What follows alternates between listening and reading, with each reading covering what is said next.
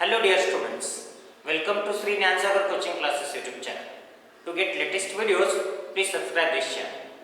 Today I am going to explain you Unit 1.5, The Necklace. Standard 9th English Medium, Subject English, Unit 1.5, The Necklace, Part 1st.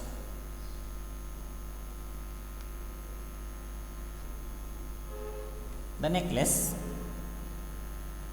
Mathlete was a pretty and charming girl, born as if by an error of fate into a family of clerks.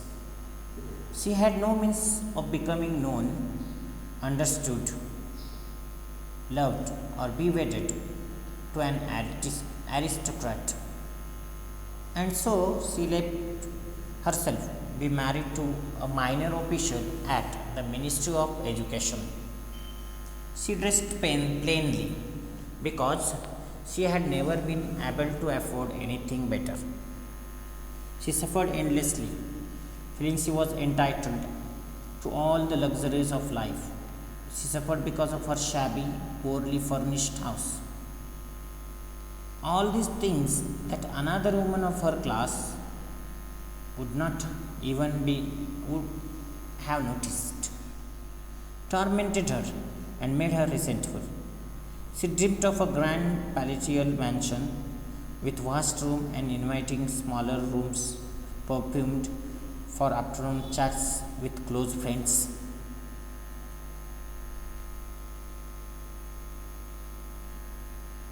Yet she had no rich dresses, no jewels, nothing, and these were the only things she loved. She wanted so much to charm, to be admired, to be sought after.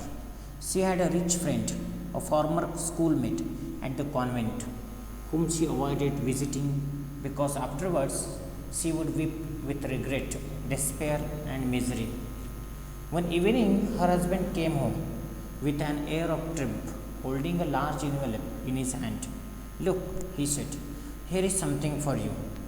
She tore open the paper and drew out a card on which was printed the words, "The Minister of Education and Madam Georges, Mr. and Mrs. Georges Rompenio, request the pleasure of Mr. and Mrs.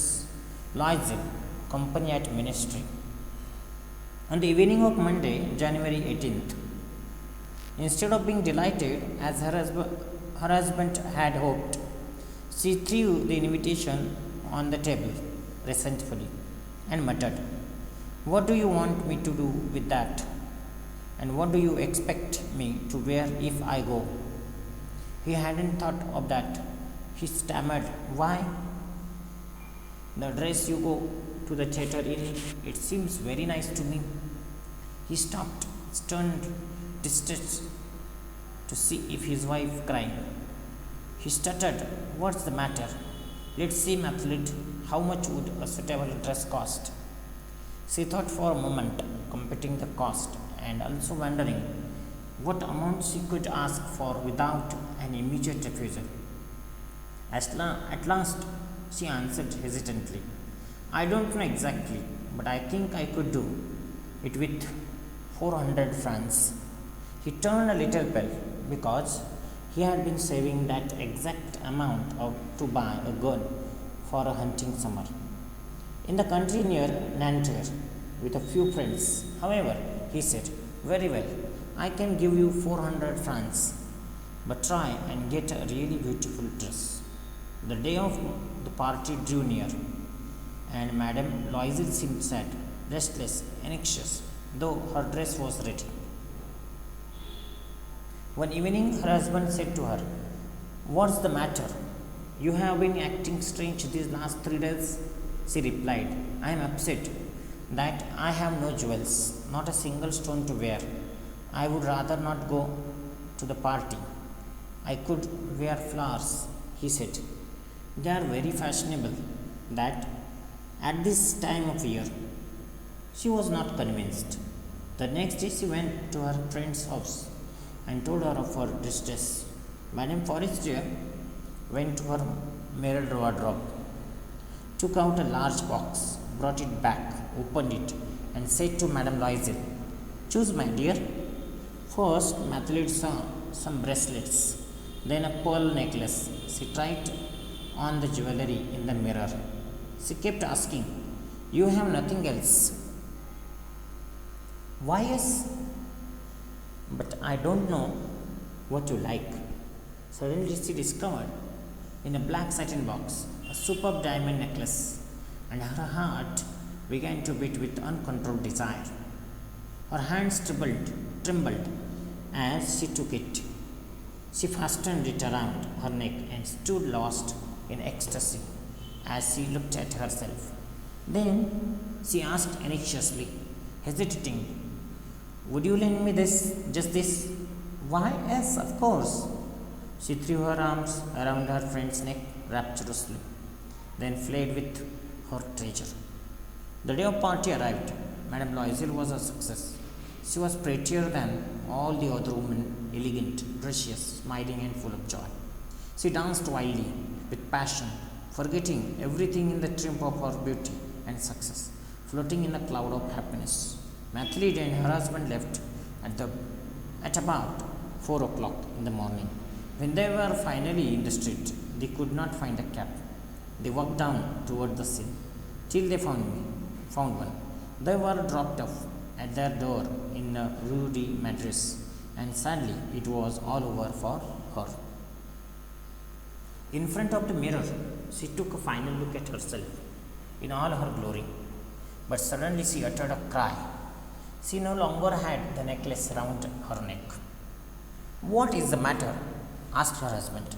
She turned towards him, panic-stricken. I have no longer have Madame Forester's necklace." He stood up, distraught. "What? How? That's impossible." Print 1.5 The necklace. They looked in the folds of her dress, in the folds of her cloak, in her pockets, everywhere, but they could not find it. "Are you sure you still had it on when you left the hall?" he asked. "Yes, I touched it in the hall at the ministry. But if you had lost it in the street, we would have heard it fall. It must be in the cab." "Yes, that's probably it." "Did you take his number?" "No." They stared at each other, stunned. At last, Loisel put his clothes on again. "I'm going back," he said. "Over the whole route we walked, and see if I can find it." She left. She remained in her ball dress all night, her mind blank. Her husband returned at about 7 o'clock. He had found nothing. He went to the police, to the newspapers, to offer a reward, to the cab companies. Everywhere the tiniest glimmer of hope led him. She waited all day in despair at this frightful disaster. Loisel returned in the evening, a hollow, pale figure. He had found nothing. "You must write to your friend," he said. "Tell her you have broken the clasp of her necklace and that you are having it mended. It will give us time to look some more." She wrote as he dictated. At the end of 1 week, they had lost all hope, and Loisel, who suddenly looked aged, declared, "We must consider how to replace the jewel." And so they went from jeweler to jeweler, looking for the necklace like the other one, consulting their memories, both sick with grief and anguish. In a shop at the Palais Royal, they found string diamonds which seemed to be exactly what they were looking for. It was worth 40,000 francs. They could have it for 36,000. So they begged the jeweler not to sell it for 3 days, and they made an arrangement that he would take it back for 34,000 francs if the other necklace was found before the end of February. Loisel had 18,000 francs, which his father had left him. He would borrow the rest, and he did borrow. He gave notes, made ruinous agreements, dealt with every type of money lender. Then he went to get the new necklace and laid down on the jeweller's counter 36,000 francs. When Madame Loisy took the necklace back, Madame Forrester said coldly, "You should have returned it sooner. I might have netted it." From then on, Madame Loisy knew the horrible life of the very poor, but she played her part heroically. The dreadful debt must be paid. She would pay it. They dismissed their maid. They changed their lodgings. They rented a garret under the roof. She came to know the drudgery of housework, the odious labors of the kitchen. She washed the dishes, the dirty linen. She carried the garbage down to the street every morning and carried up the water, stopping at each landing to catch her breath and rest like a commoner. She had to bargain at markets, quarrel, and face insults over every miserable sou. Each month they had to pay some loans, renew others, get more time. Her husband worked extra every evening, doing accounts for tradesmen, and often, late into the night, he sat copying a manuscript at 5 sous a page. And this life lasted 10 years. At the end of 10 years, they had paid off everything, even the tiniest, even the interest. Madame Loisy looked old now. Often she brooded over the past. What would happen if she had not lost that necklace? How strange life is, how fickle, how little is needed for one to be ruined or saved. One Sunday, as she was walking in the camp, in the champs, Elise suddenly she saw Madame Forestier, still young, still beautiful, still charming. Madame Loisy felt emotional. Should she speak to her? Yes, of course. And now that she had paid, she would tell her all. Why not? She went up to her. "Good morning, Jane." The other, astonished to be addressed so familiarly by this common woman, did not recognize her. She stammered, "But, madam, I don't know. You must have made a mistake." "No, I am Mathilde Loisy." Her friend uttered a cry. "Oh, my poor Mathilde, how you have changed." "Yes, I have had some hard times since I last saw you. And many miseries, and all because of you." "Me? How can that be? You remember that diamond necklace that you have lent me to wear to the ministry party?" "Yes, well, I lost it." "What do you mean? You brought it back."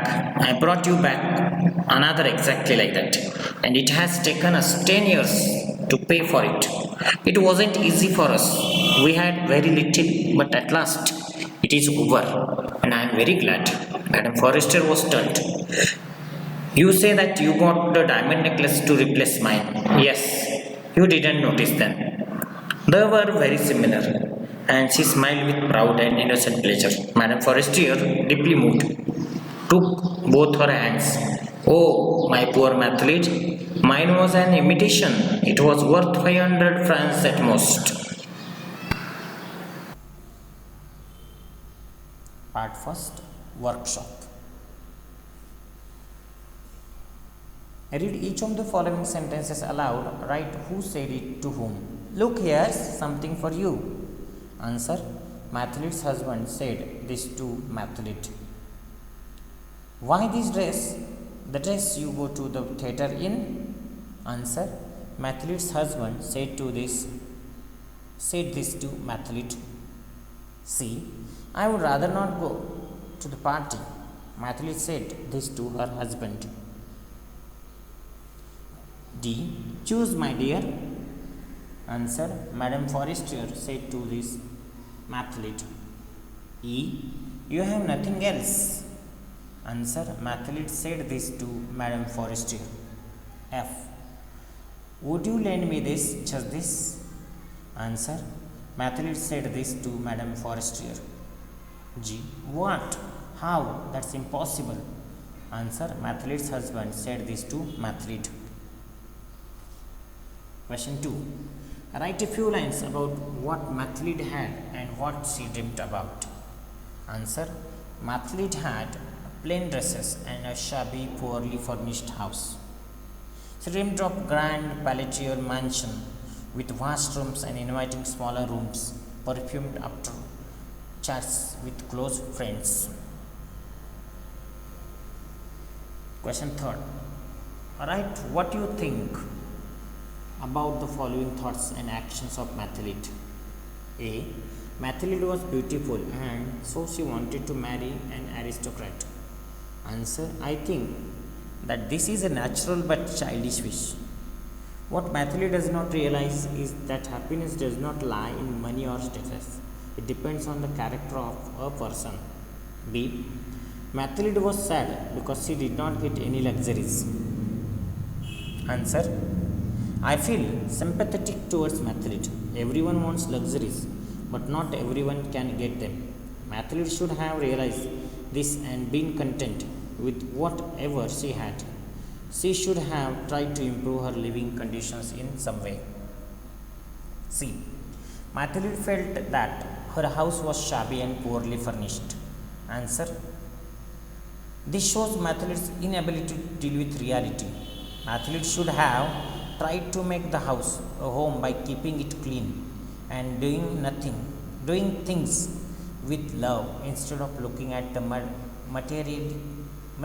things that were there. D. Mathlid wanted other people to envy her. Answer. This is a very natural feeling. We all want others to admire and envy us, but Mathlid should have kept this feeling under control. E. Mathlid was not happy to see the invitation. Answer. This is natural reaction of her part, for she wanted to be well dressed and look pretty when she went to an important party.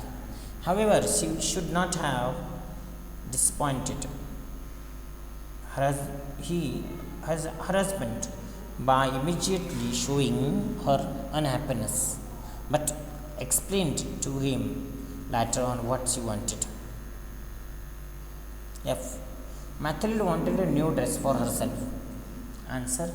Mathlid was young and pretty and wanted new things, but she should have first asked her husband what he had saved the money for and then decided what was more important. Her dress or his gun, he was very generous and should also have shown some generosity.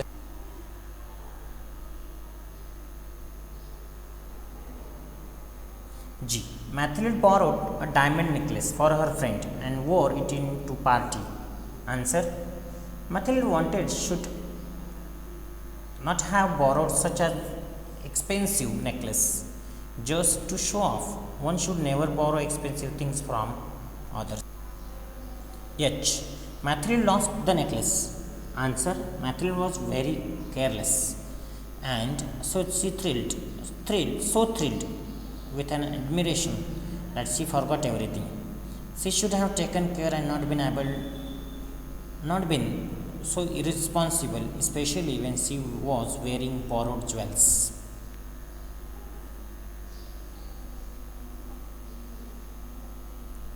Question 4. Prepare a formal invitation using following format. Mr. and Mrs. solicit the pleasure of your company on the occasion of their dash dash and the venue, time, etc. So you can write your own invitation card. You can take assist of this clip. Question 5. Read the following. The necklace, an error, all these things, another woman, one evening, her husband. All these phrases we see some words used before nouns. They specify or make it clear what noun we are talking about. These words that are used at the beginning of a noun phrase are known as determinants. Determinants includes articles and possessive nouns, pronouns, my, our, your, her, etc. Demonstratives, words like this, that, quantifiers, much, many, etc. Numerals, etc. You can write phrases, your phrases using each of type of determinants. Unit 1.5, the necklace, part 2nd. Complete the following table. Utterance: who said it, to whom, and when. I touched it in the hall at the ministry. Who said it? Mathlete. To whom? To her husband. When he asked her if she had it when she left the hall. It will give us time to look some more. Mr. Loisel said this to Mathlete when he told Mathlete to write to her friend. I might have needed it. Madame Forrester said this to Mathlete. You must have made a mistake. Madame Forrester said this to Mathlete when Mathlete addressed her so familiarly. Well, I lost it. Mathlete said this to Madame Forrester when Mathlete reminded her about the necklace. Mine was an imitation. Madame Forrester said this to Mathlete when Forrester told Mathlete it's not its real cost. Question 2nd. Write what you think about the following thoughts and actions of Mathlete. A. Mathlete was shocked, despaired over the loss of her necklace. Answer. I think her reaction to the loss of her necklace was natural, but she herself was responsible for the tragedy. Her stubborn behavior is to be blamed for the loss. B. Mathlete wrote a note to her friend as dictated by her husband. Answer. The couple couldn't find the lost necklace even after long search. They expected to find it someday. For that, they needed some more time, and Mathlete was compelled to write the false letter to her friend. Her action of telling lies and betraying her friend was immoral and ridiculous. C. Mathlete and her husband decided to replace the necklace. Answer. I think that their decision of replacing the necklace was immature and insincere. Instead, they should have clearly and openly told Madame Forrester about the incident. I could have saved them from the horrible life they had to face and dreadful debt they had to pay. D. Mathlete returned the diamond necklace to her friend. Answer. I think it was her moral responsibility to return the borrowed diamond necklace immediately. After the party day, She delayed. She did so to hide the fact that she had lost the diamond necklace. Her negligence made her to make one more wrong. E. Mathlete did not tell her friend about the loss and replacement. Answer. It was another big mistake she committed. It was her thoughtless action.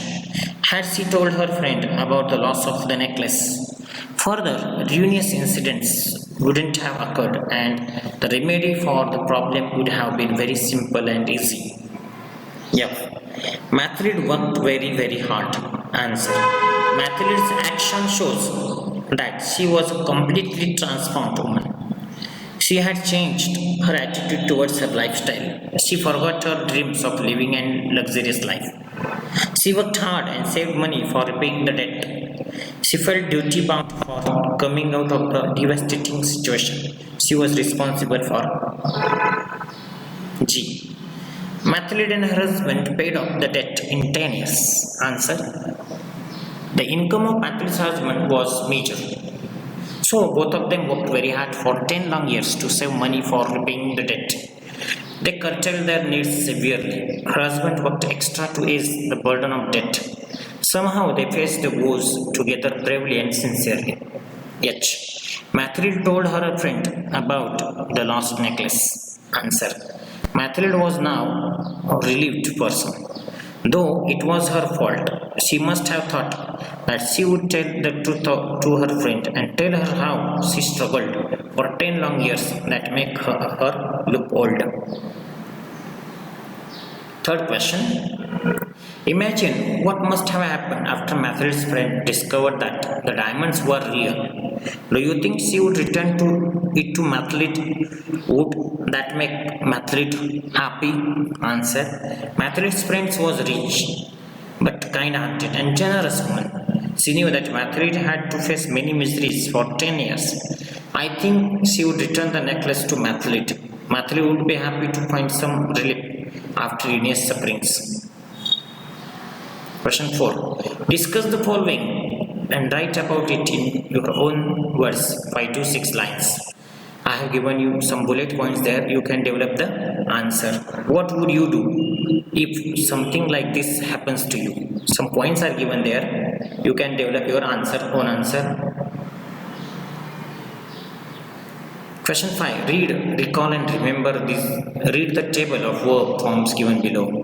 Base verb, verb plus s form, past tense, present participle and past participle. Give, gives, gave, giving, given. You can read these verb forms at your own level. What is base form? Base form is an infinitive. And the verb yes form is when you begin the sentence with third person singular pronoun, means in simple present tense. If you begin the sentence with he, she or it, you must add verb s form, means you have to fix the s form to the verb. And the present participle is a verb plus ing form. Past participle, it is a v2 v3 form. I hope you like this video. Please subscribe our channel more and more. Thank you.